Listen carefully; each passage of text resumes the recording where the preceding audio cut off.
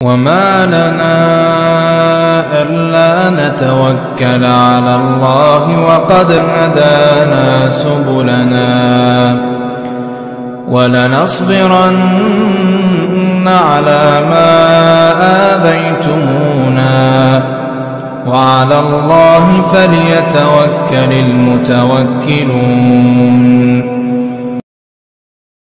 Pekan pertemuan sebelumnya kita masih membahas tentang macam-macam hadis sahih berdasarkan tingkatan-tingkatannya.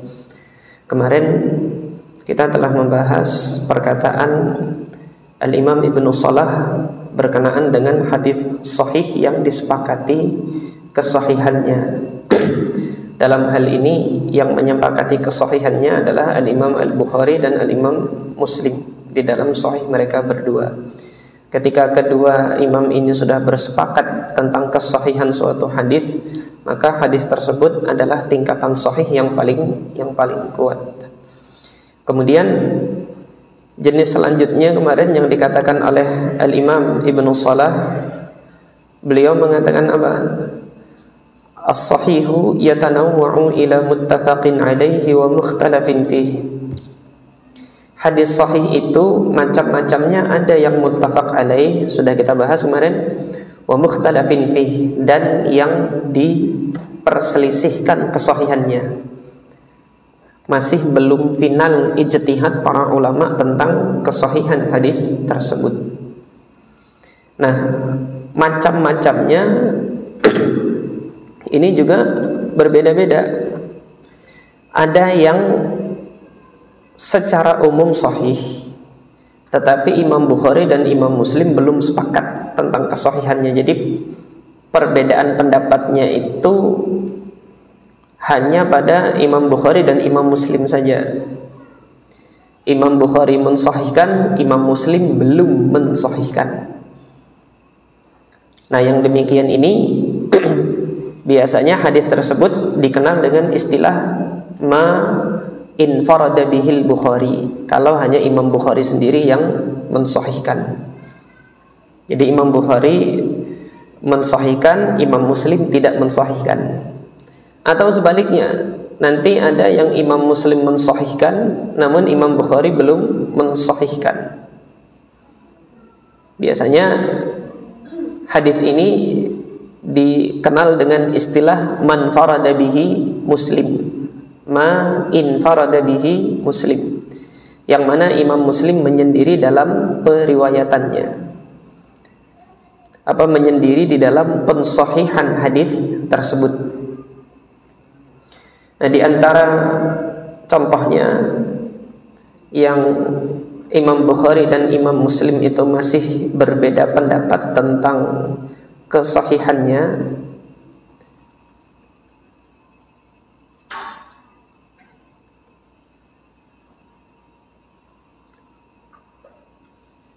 hadis mengenai larangan menulis hadis diriwayatkan oleh Imam Muslim. Nah, jadi ini Imam Muslim sendiri yang mensahihkan, namun Imam Bukhari tidak mensahihkan hadis ini. Qala haddatsana Haddab ibnu Khalid al-Azdi qala haddatsana Hammam an Zaid bin Aslama an Atha ibn Yasar an Abi Sa'id al-Khudri anna Rasulullah sallallahu alaihi wasallam qala la taktubu anni. Kata Rasulullah apa? Janganlah kalian menulis sesuatu apapun dari diriku. Wa man kataba anni ghairal qur'ani falyamhuhu. Barang siapa yang menulis dariku suatu apapun kecuali selain dari Al-Qur'an, maka hendaknya dia menghapusnya. Wa hadithu anni wala haraj. Sampaikan hadis tersebut dariku, tapi jangan ditulis gitu loh. Wa man kadzaba alayya, tapi barang siapa yang berdusta atas namaku, qala Hammam ini Hammam ibnu Yahya At-Tujibi mengatakan apa? Ahsibuhu qala muta'ammidan. Diperkirakan Hammam bahwasanya ada tambahan muta'ammidan di sini. Ini amanat ilmiahnya Hammam ibn Yahya. Beliau mengatakan apa? Muta'ammidan falyatabawwa maq'adahu minan nar. Maka silahkanlah tempati tempatnya nanti di neraka. Nah, hadis ini dari man kadzaba alayya, dari redaksi man kadzaba alayya, Imam Bukhari dengan Imam Muslim sepakat mensahihkan hadis tersebut. Bahkan hadis tersebut mutawatir, hadis ini mutawatir. Barang siapa yang berdusta atas namaku, maka hendaknya apa? Iya, tempati tempatnya di neraka. Ini hadis mutawatir. Bukan hanya muttafaq alaih antara Imam Bukhari dan Imam Muslim saja. Ada 70-an sahabat yang meriwayatkan, sehingga hadis barang siapa yang berdosa atas namaku itu, ini tidak perlu lagi dicari sahih atau dhaifnya, karena sudah sampai derajat mutawatir gitu. Nah, yang diperselisihkan oleh Imam Bukhari dan Imam Muslim adalah pada redaksi la taktubu anni. Janganlah kalian menulis apapun dariku. Barang siapa yang menulis sesuatu dariku selain Al-Quran, hendaknya ia menghapusnya. Ini Imam Bukhari dan Imam Muslim beda pendapat. Imam Bukhari belum mengkategorikan ini sebagai hadis yang sahih, karena satu-satunya yang mengangkat hadis ini sampai ke Rasulullah adalah Hammam. Ini Hammam ibn Yahya al-Udhi, tadi saya bilang At-Tujibi, salah, afwan. Hammam ibn Yahya al-Udhi, perawi di Basrah. Beliau salah satu kibarut tabi'in, thiqah rubbama wahim. Hammam bin Yahya ini perawi yang thiqah, tetapi apa? Rubbama wahim. Terkadang dia melakukan kekeliruan. Terkadang ia melakukan kekeliruan. Nah, ketika dilihat yang mengangkat hadis ini sampai ke Rasulullah itu hanya Hammam bin Yahya. Selainnya dari muridnya Zaid ibn Aslam ini meriwayatkan hadis ini, meriwayatkan ucapan larangan menulis selain Al-Quran, itu nyampenya ke Abu Sa'id Al-Khudri, gitu loh. Sahabat Nabi Abu Sa'id Al-Khudri, beliaulah yang memerintahkan, kalau kalian tulis sesuatu dariku selain Al-Quran, hapus. Ini bukan perintahnya Nabi, gitu loh. Tetapi Hammam bin Yahya inilah yang meriwayatkan ini sampai ke Rasulullah. Kemungkinannya Hammam bin Yahya ini benar atau salah. Berijtihadlah Imam Muslim, bismillah, ini mudah-mudahan benar. Nabi yang mengucapkan, dimasukkanlah ke dalam sahihnya. Al-Imam Al-Bukhari nanti dulu, murid-muridnya Zaid bin Aslam yang lainnya meriwayatkan larangan menulis itu hanya stop, berhenti sampai Abu Sa'id Al-Khudri, gitu loh. Kemudian ditambah lagi di masa Nabi SAW kebolehan untuk menulis itu ada, gitu loh. Kebolehan untuk menulis itu ada. Nah, ini kita lihat di dalam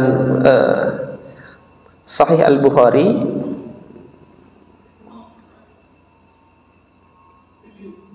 Mana ini Sahih Bukhari? Oh, ini kitabnya Syekh Al-Albani. Nah, ini di dalam Sahih Bukhari, ketika terjadi peristiwa Fathu Makkah di tahun ke-8 Hijriah.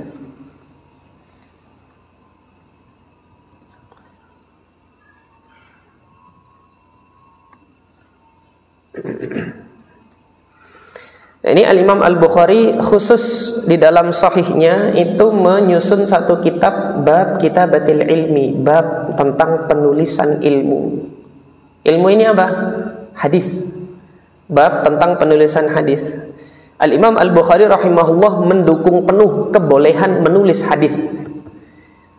Sehingga pendapat beliau tentang kebolehan menulis hadis ini, maka beliau tidak mencantumkan hadis Abu Sa'id Al-Khudri yang melarang penulisan hadis, gitu. Dan salah satu hadis yang dibawakan oleh Al-Imam Al-Bukhari di dalam bab ini adalah pernyataan Rasulullah sallallahu alaihi wasallam, "Uktubu li Abi Fulan."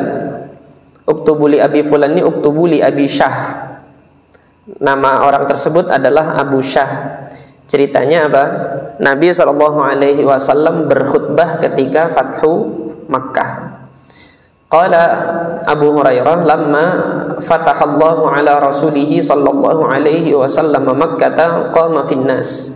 Ketika Allah memberikan kemenangan kepada Rasulullah sallallahu alaihi wasallam di Makkah, maka Rasulullah sallallahu alaihi wasallam berdiri untuk berkhutbah. Fahamidallaha wa athna alaihi. Kemudian Rasulullah memuji Allah dan memberikan sanjungan kepada Allah.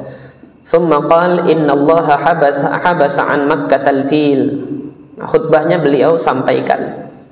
Khutbahnya disampaikan oleh Rasulullah. Ketika Rasulullah sallallahu alaihi wasallam menyampaikan khutbah, berdirilah seorang yang bernama Abu Syah. Faqama Abu Syah, rajulun min ahli Yaman, salah seorang dari penduduk Yaman. Faqala uktubu li ya Rasulullah, wahai Rasulullah, tolong tuliskan buatku. Aku nggak bisa menghafal semua yang engkau khutbahkan itu, gitu kan. Maka Rasulullah mengatakan uktubu li Abi Syah, tuliskan untuk Abu Syah. Artinya kan ini hadis nih, ucapannya Nabi nih. Rasulullah perintahkan para sahabat tuliskan buat Abu Syah. Nah, dengan adanya kebolehan ini, maka dijadikan pertanyaan hadisnya Abu Sa'id Al-Khudri ini, larangannya ini kenapa kok dilarang gitu loh. Oleh karena itu Al-Imam Al-Bukhari tidak ikut untuk mensahihkan hadis ini di dalam sahihnya. Nah, Imam Muslim berijtihad, ini hadis sahih, beliau masukkan ke dalam sahihnya. Imam Bukhari gurunya, Imam Muslim muridnya. Guru murid beda pendapat, nggak berantem tuh. Alhamdulillah.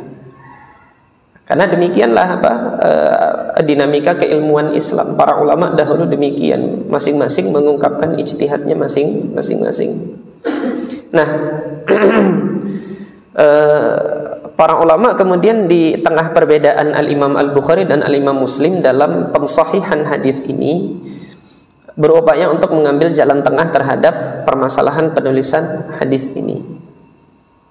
Jadi larangannya Nabi SAW, kalaupun benar yang disahihkan tadi oleh Imam Muslim, itu berlaku di awal-awal. Sementara hadis kebolehan untuk menulis ini kan ketika Fathu Makkah. Fathu Makkah kan periode akhir tahun 8 Hijriah. Tahun ke-8, 9, 10, 11 Rasulullah wafat. Artinya sudah sampai pada periode akhir perjuangan dakwahnya Nabi SAW, baru dibolehkan untuk menulis hadis. Boleh jadi dulu iya benar memang dilarang, tapi dulu gitu loh. Ketika di awal-awal periode awal hijrahnya Nabi SAW ke Madinah. Karena yang menyampaikan hadis larangan tadi Abu Sa'id Al-Khudri. Abu Sa'id Al-Khudri Ansori.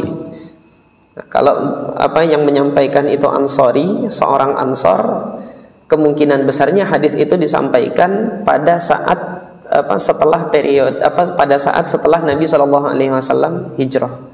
Nah, hijrahnya ini awal-awal hijrah atau sudah menjelang akhir. Nah, maka kita perlunya mempelajari sirah nabawiyah itu dari sini untuk memperkirakan ini hadis kapan turun. Hadis kapan disampaikan, ayat kapan turun. Nah, jadi ini salah satu contoh di mana Imam Bukhari dan Imam Muslim berbeda pendapat dalam pensahihan hadisnya. Ada yang lebih ekstrim lagi perbedaan pendapatnya. Hadis sudah nyata-nyata benar, di dalam sanadnya ada perawi yang dhaif tapi disahihkan. Ini ngeri lagi ini. Salah satunya adalah hadis tentang mengazankan bayi yang baru lahir. Ini di Masjid Intisar kemarin sudah pernah saya sampaikan secara sekilas. Bagi antum nanti yang mau membaca, ini tulisan saya di elmishkat.com.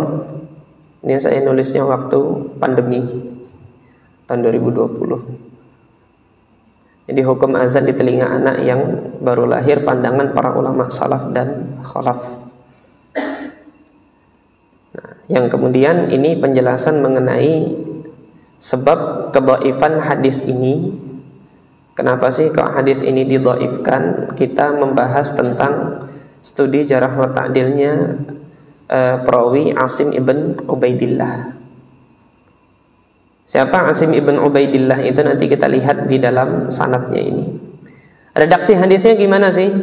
Dari Abu Rafi'. Abu Rafi' ini maulanya Rasulullah sallallahu alaihi wasallam, mantan budaknya Nabi sallallahu alaihi wasallam.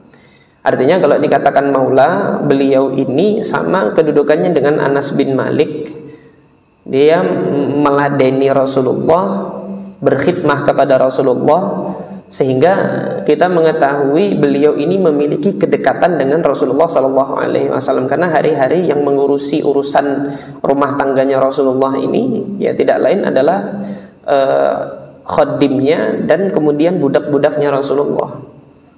Nah, Abu Rafi ini ketika masih menjadi budaknya Rasulullah, ikut membantu urusan-urusannya Rasulullah. Maka di sini beliau menyatakan apa? Ra'aitu Rasulullah, aku melihat Rasulullah sallallahu alaihi wasallam adzana fi udhunil Hasan ibni Ali hina waladathu Fatimatu bis shalah. Jadi aku melihat Rasulullah sallallahu alaihi wasallam azan. Azan apa? Azan bis shalah, yaitu mengumandangkan azan yang diserukan untuk panggilan sholat. Di mana? Fi udhunil Hasan, di telinganya Hasan. Hina waladathu Fatimah, ketika dilahirkan oleh Fatimah radhiyallahu anha. Rawahu Abu Daud wa Tirmidzi. Ini redaksi hadisnya, teks hadisnya seperti ini.